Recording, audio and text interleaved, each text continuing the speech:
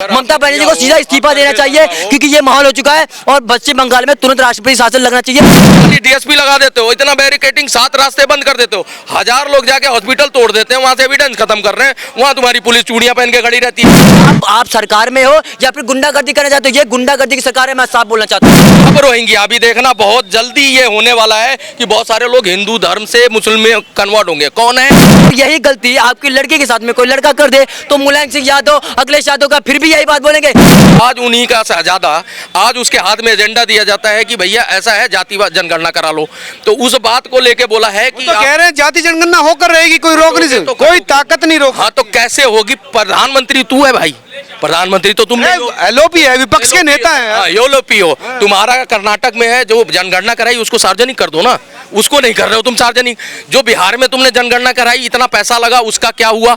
जब तुम लोग अपने राज्यों में नहीं करा पा रहे हो तो तुम तो जो मर्जी बोल दो, तुम तो अपने को प्रधानमंत्री 99 सीट से ऊपर अपने को समझ रहे हो। जब से तुम 99 सीट लाए हो, जैसे लग रहा है पता नहीं दुनिया में अब कभी ये वर्ल्ड रिकॉर्ड बना दिया तुमने। अरे भाई कुछ नहीं हो अभी। एलओपी का मतलब क्या होता है कि आप वहाँ पे शालीनता से दोनों सदनों में बैठ के जितनी डिबेट होती है उसको सुनो, लेकिन गैर हाजिरी आपकी आज भी वही जारी है। आज भी आप उसको सीरियस नहीं ले रहे हो। आप एलओपी क्या प्रधानमंत्री भी नहीं बनोगे? वो तो जाति जनगणना चाह रहे हैं कि देश का जो पिछड़ा है, दलित है, शोषित है, उनको आगे बढ़ाना। जी जी। तो आपकी दादियां उदियां इतना 4 पीढ़ियों में, मतलब 4 लोग राज करके गए, प्रधानमंत्री थे, फुल पावर में थे, उस समय विपक्ष नहीं था, आप जनगणना करा लेते। आपको इतना उन्होंने तो नहीं लिया, उनको तो ओबीसी से नफरत थी। उन्होंने एक ओबीसी नहीं तुम्हारे उसमें, अगर एलओपी बनाना कोई ओबीसी बनाते ना, तुम अपनी जगह अपना पद देते कि भैया मैं देखो बड़ा सम्मान करता हूँ ओबीसी का, ओबीसी को उनके पार्टी के अध्यक्ष दलित हैं। अच्छा जी, वो खड़गे साहब, खड़गे जी हैं। और जो हमारी प्रथम महिला है जो राष्ट्रपति है, उसको दलित हद से आती हैं, तो उसको किसने, बीजेपी ने बनाया। तुम तो उसके अगेंस्ट खड़े थे, तुम तो उनको लेके खड़े थे, अपने कैंडिडेट को, क्या नाम है उनका भूल गया मैं, तो उनको लेके तुम तो पूरा जोर लगा लिया कि जसवंत सिन्हा। सर मुझे एक बात बताइए, आप जाति जनगणना करवाना चाहते हो आप, तो इसका मतलब यह है कि अब जितने भी रोहिंग्या हम नहीं चाहते, राहुल गांधी जी चाहते हैं। हाँ, उन्हीं की बात कर रहा हूँ मैं। जाति जनगणना करवाना चाहते हैं तो इस देश में कुछ घुसपैठिए भी बैठे हैं, जैसे बांग्लादेशी, जैसे रोहिंग्या, उनका भी जाति जनगणना करवाएंगे? या पहले ये बात होनी चाहिए कि उनको कैसे बाहर निकाला जाए, क्योंकि उनकी वजह से हमारे देश में सबसे ज्यादा पॉपुलेशन बढ़ती जा रही है। उनके चक्कर में हमारे देखिए कहाँ कहाँ पे उन लोगों ने कब्जा कर रखा है।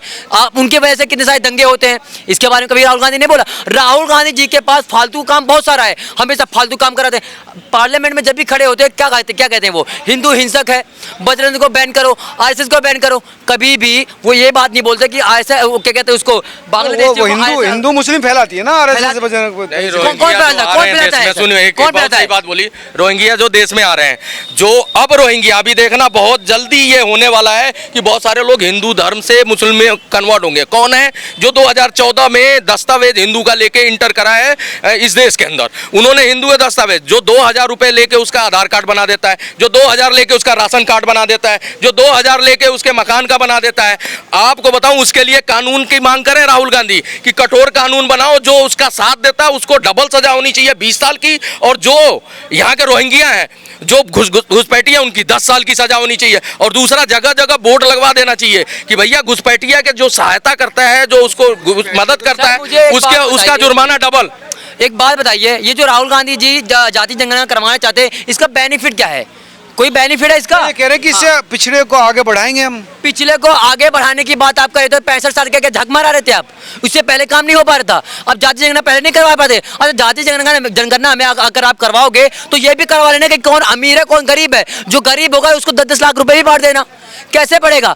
तुम्हारे 65 साल तुम्हारे होने के बाद, अगर मोदी जी को 2014 के बाद लोगों को घर देना पड़ रहा है, सड़कें बनवानी पड़ रही है, उनके घर में लाइटें लगवानी पड़ रही है, तो आप जो क्या कहते हैं 65 साल से क्या कर रहे थे? उनके लिए उन गरीबों के लिए काम नहीं किया क्या मोदी ने? आप हमेशा यही बात करते हो कि कैसे राजनीति करनी है। आपको कुल मिला के इस देश में जनगणना से दिक्कत क्या है? दिक्कत आप अपनी जाति क्या है, बिलबिला जा रहे हो आप, पटल पे शोर मचा रहे हो कि जाति कैसे पूछ ली। तुम रोड पे फिरते हो ऊंचा करके बोलते हो कि तेरी जात बता, तू तब इंटरव्यू दूंगा। तुम अपने उसमें बैठ के पूछते हो कि तुम कौन सी जाति हो। तुम सबसे जाति पूछो, जाति के सबसे पूछने का हक तुम्हें है। और अगर कोई पूछ देता विपक्ष का आपको, तो आप बिलबिला जाते हो। अनुराग ठाकुर जी ने यह पूछा था कि आप पहले ना राहुल गांधी जी की वो बताइए, जाति बताइए। तो अखिलेश यादव जो है कह रहे थे आपने जाति कैसे पूछ ली, जाति कैसे पूछ ली। इसका मतलब ये 140 करोड़ के घरों में जाति कैसे पूछ सकते हैं आप? हाँ, 140 करोड़ जितने भी लोग हैं हमारे देश में, उनके घर में आप घुसोगे और उनसे पूछोगे उनकी जाति, तो क्या उनको दिक्कत नहीं होगी? क्या उनको जो है प्रॉब्लम नहीं होगी? क्या उनको जैसे क्या कहते हैं, इनको राहुल गांधी को प्रॉब्लम हुई है, जैसे अखिलेश यादव को दिक्कत हुई है। आप मतलब जाति जनगणना करवाना चाहते हो, उसका कोई बेनिफिट तो मुझे लग नहीं रहा है। आप कभी भी विकास के बारे में बात कर रहे नहीं है आज तक राहुल गांधी ने, न अखिलेश यादव ने। अभी बताइए ना यहाँ पर विकास को लेकर तो बहुत संजीदा है वो। विकास की बात कर रहे हो, इनके नेता जो है आज बस वालों से मिले हैं, पहले मोची से मिले थे। समाजवादी पार्टी का जो नेता मोहित खान है, उसने कौन सा विकास किया है? एक बच्ची का रेप किया है, कितने साल की? 12 साल की बच्ची का रेप किया है। किस लिए पब्लिक ने जिताया था? किस लिए? रेप करने के लिए जिताया था। बताइए, रेप करें मतलब उनके नेता अगर रेप करेंगे तो फिर विकास कौन करेगा? आप बताइए। टेस्ट कह रहे हैं अखिलेश जी, लड़की क्या झूठ बोल रही है? 2 महीने तक उसका रेप हुआ है और 2 महीने की वो जो है प्रेग्नेंट हुई है और उसके साथ ब्लैकमेल हुआ है, वीडियो बनाया गया है। आप डीएनए टेस्ट मांग रहे हो? अगर यही चीज मुलायम सिंह यादव जी कहते हैं कि लड़के हैं उनसे गलतियां हो जाती है, अगर यही गलती आपकी लड़की के साथ में कोई लड़का कर दे तो मुलायम सिंह यादव, अखिलेश यादव का फिर भी यही बात बोलेंगे कि लड़के तो उनसे गलती हो गई है। बोलेंगे ये बात बोलेंगे। अगर आप खुद मतलब विपक्षी होकर ऐसी बात कर रहे हो तो करवाना क्या चाहते हो? देश में दंगा करवाना चाहते हो? अभी तक राहुल गांधी का एक ट्वीट नहीं समझ में आ रही है कि जो अभी यहाँ पे पश्चिम बंगाल में उस डॉक्टर के साथ में हुआ है, उसके पैर को 90 डिग्री मोड़ा गया है, उसके चेहरे को रगड़ दिया गया है, यहाँ पे गर्दन की हड्डी तोड़ दी गई है। उसके बारे में राहुल गांधी ने बोला। प्रियंका गांधी बोलती है मैं लड़की हूँ, लड़ सकती हूँ। अभी तक एक भी ट्वीट समझ में आया कि कुछ भी बोला उन लोगों ने? राहुल जी ने ट्वीट किया है उस पर। राहुल जी ने क्या ट्वीट किया है? एक बात बताइए, कब तक हमारी बहनों को हमारे देश में ऐसे रेप होते रहेंगे उनके साथ में? कब तक उनको अपना जान की जो है बाजी लगानी पड़ेगी? आप बताइए। मतलब ये बताइए, रेप होता है किसी लड़की के साथ में, उसको जब मर जाती है उसका अंतिम संस्कार हो जाता है, उसके बाद उस जो करता है रेप उसको बाद में सजा मिलता है, उससे उस लड़की का फायदा क्या हुआ? उसका तो जान चला गया, उसके तो घर वाले जिंदगी भर रोते रहेंगे। तो बताइए ना, ये कब तक हमारी बहनें सहते रहेंगी? कब ऐसा कानून निकलेगा? रेप तो यार यूपी में भी होते हैं यार। कानून बनाने की बात क्या बताइए बात ना, आती है? जब ऐसा कोई रेप करता है, ऐसा चीजें होती है, जब योगी सरकार जब योगी सरकार उस पर बुलडोजर चलवाता है जो रेप करता है, तो अखिलेश यादव उसका विरोध क्यों करते हैं? उनको क्या वो क्या चाहते हैं कि रेप होता रहे, रेप बंद नहीं होना चाहिए? बताइए कब तक? हम मतलब लड़के हैं यहाँ पर हमारे देश में, 12 बजे रात तक 2 बजे रात तक घूम सकते हैं, लेकिन लड़कियां क्यों नहीं घूम सकती? आप बताइए ना। और घूमती हैं, उनके साथ रेप हो जाता है। कब तक ऐसा चलता रहेगा हमारे देश में? मैं पूछना चाहता हूँ अपने सरकार से ये बात। यही अखिलेश यादव के पार्टी के लोग कहते हैं 2000 रुपए ले और तू शांत हो जा उस बच्ची को। हाँ, इस तरह की चीजें उधर कर रहे हैं, इधर डीएनए की मांग कर रहे हैं। अगर कल को तुम्हारे ही समाजवादी में, तुम्हारे तो सारे विधानसभा में पूरा परिवार बैठा हुआ है, तुम आ गए हो अब लोकसभा में, तुम्हें पता है वहाँ हमारा दाल गलनी नहीं, योगी बाबा बैठे हैं, तो तुम्हारा कुछ होना नहीं है। उपचुनाव में भी कुछ नहीं हो रहा है, इसलिए तुम सारे इधर भागने के चक्कर में। चुनाव में तो मिल्कीपुर में हराने की पूरी प्लान बना लिया अखिलेश यादव ने, बोला हरा देंगे 100। इनका तो प्लान था प्रधानमंत्री बनने का, बन गए नहीं बने ना। प्रधानमंत्री का प्लान दोनों का था, मिल्कीपुर में दोनों शहजादों का था कि भैया हम बम्पर से जीतेंगे, हम ही दोनों में से एक प्रधानमंत्री बनेगा। ये तो आपस में गलबैया करे रहे थे, तो बन गए।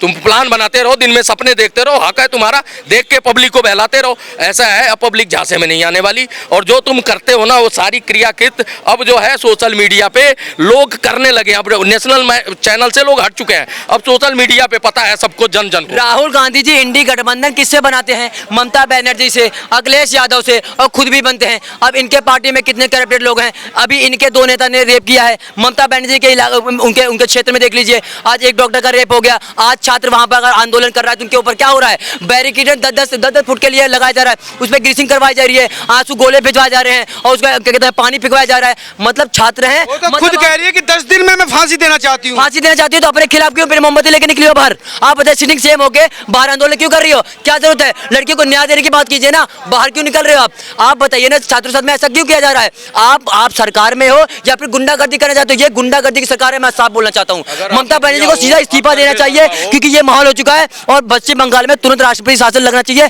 ऐसा माहौल हो चुका है। आप सर्वे सर्वा हो, अपने घर के मुखिया हो, राज्य के मुख्यमंत्री हो, 3-3, 4-4 विभाग हैं, आप धरने पे बैठ जाओ, पैदल यात्रा निकालो, कैंडल मार्च निकालो। किसके लिए निकाल रहे हो? जज जो है वो भी आ जाए उससे बाहर। उसके बाद तुम में देखो डॉक्टर रोड पे, पब्लिक के लिए तुम्हारे पास 30,000 पुलिस आ जाती है, और 40 डीएसपी लगा देते हो, इतना बैरिकेटिंग, 7 रास्ते बंद कर देते हो, 1000 लोग जाके हॉस्पिटल तोड़ देते हैं, वहां से एविडेंस खत्म कर रहे हैं, वहां तुम्हारी पुलिस चूड़ियां पहन के खड़ी रहती है। तो ये किसको बहला फुसला रहे हो? आपको अब रोक रहे हो जो पब्लिक है, जो आम जनता है, जिनका वोट लेके तुम 10 साल से बैठी हो मजबूती से और बोल पा रही हो, उसको जनता को तुम आज देखो वो कहाँ 80 साल का बुजुर्ग, उसके ऊपर पानी की बौछार हो रही है।